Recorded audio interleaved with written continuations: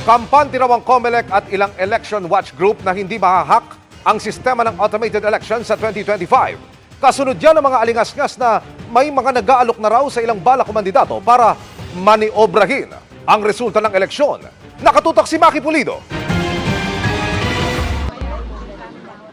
Batay sa report mula sa COMELEC field offices, may mga personalidad daw na kumakausap na sa mga balak kumandidato sa 2025 elections.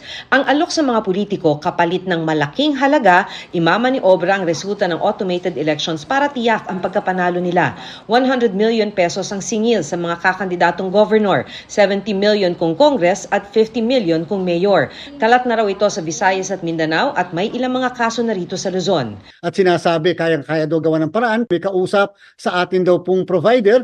Sino pong provider na kausap nila? Wala pa naman tayong ina-award noong nakaraang linggo. At pagkatapos, may mga kausap daw dito sa COMELEC, sa Information and Technology Department. Paiimbestigahan na ito ng COMELEC sa NBI pero hindi na raw ito bago. Mula raw na maging automated ang eleksyon noong 2010, may mga ganito na raw na alok sa mga politiko. At kahit ano pa raw ang sabihin, imposibleng ma-hack ang sistema ng COMELEC para mabago ang resulta ng eleksyon. Yung pong mga makina natin, hindi po kasi siya nakakabit sa kahit anong external whatsoever.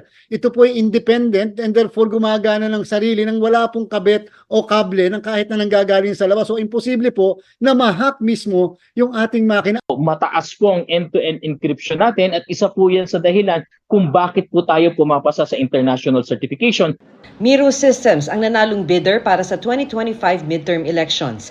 Kampante naman daw ang ibang election watch groups tulad ng Lente sa pagkakapili sa Miro dahil naging transparent daw ang proseso.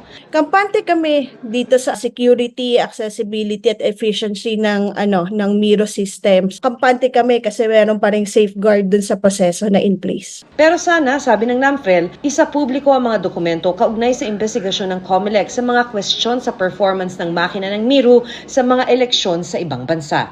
When they did the checks and research work, they also have to share it with the public. Ano yung mga bagay na nalikop ninyo na nagsasabi na hindi totoo at wala naman halaga pala yung mga paratang laban sa Miro?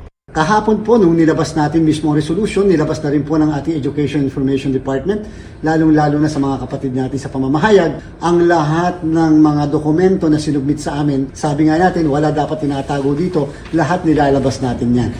Para sa GMA Integrated News, Maki Pulido, nakatutok, 24 oras.